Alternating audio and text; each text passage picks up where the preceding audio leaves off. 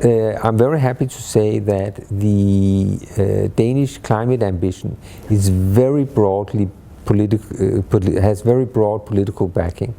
So it's not just, the government, but actually 167 out of 179 parliamentarians are in favor, so more than 90%, and 8 parties are behind this, and it's a multi-annual plan, so it's a binding climate law.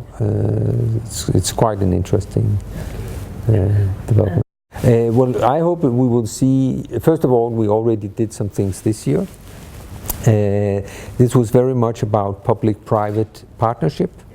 What we would like to do next year is to continue to build on public-private partnership, which is something we're very eager to do, but also to extend in 2 new dimensions. One is research, so we would like to cooperate with the UAE in research in this area.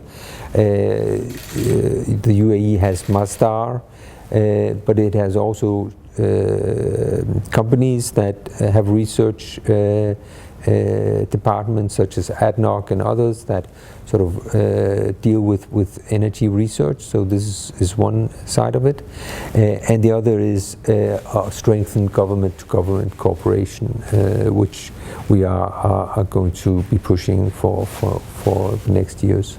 So we hope to sort of add to what we've been doing this year and increase, especially in these 2 dimensions. Yes, I think there are two things that are very important, and the most important one is actually about system integration. Now, Denmark is the country that has been leading integrated energy systems, so we are the world leader there. And this is very important when you work with renewables, because renewables are intermittent. And that you need to manage your energy system differently when you have intermittent energy inputs that are variable. Some days the wind blows a lot, sometimes it doesn't blow so much. Sometimes you have, the sun is beaming down, sometimes there'll be clouds and everything. So you have this kind of variation, and to offset that you should have integrated energy system. So the integration gives you 2 things. It sort of cushions these and balances these variable inputs, but it also does another thing. It increases the overall energy system efficiency, and by a lot. I mean a lot. So I'll give you a good example of this. Denmark went to China to walk the Chinese through how they are managing their power production, so their electricity production. So we didn't, change their power plants. We didn't buy new stuff. We didn't change, transmission stations or anything. We just looked at what are the power plants doing, day by day. And just by changing, when does the power plant turn on the power production? When do they run max? When do they, run low?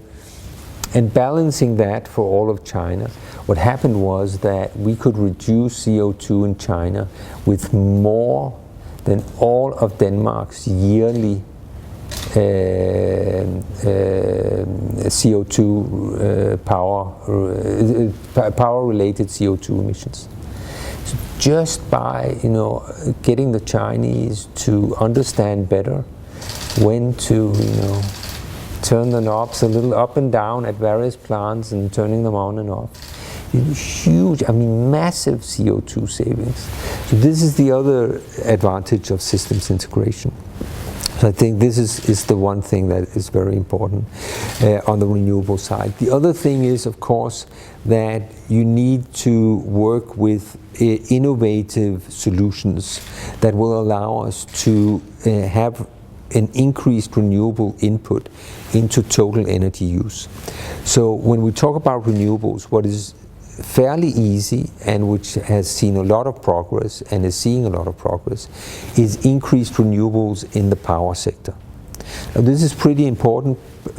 Power is about half of all energy spent. So we sort of 40–50% of most countries' energy will be covered very well by having renewables as a major source for power. That's that's doable with the systems integration and these kind of things. What we still need to do is we need to electrify transportation. We need to electrify industrial processes. We need to electrify shipping. How do we decarbonize air travel? So there's a whole host of other issues, and these are often called the hard to decarbonize sectors, or difficult to decarbonize sectors. And this is something that we would like to work with the UAE on, because the UAE is an expert in energy in its own right. It's not just about getting oil out of the ground. It has a lot of energy expertise. It understands how energy markets works. It understands a lot about energy distribution. It understands a lot about energy availability and predictability and pricing. There are a lot of strengths in understanding and managing energy markets that a country like the UAE has. And we would like to tap into that knowledge and that expertise. We are going to have this ongoing work on women in the workspace. I think this is hugely important because this is a societal issue which carries a lot with it.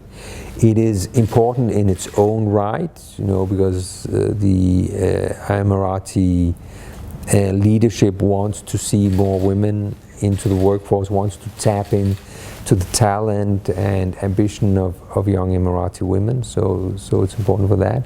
But it's also a rights issue.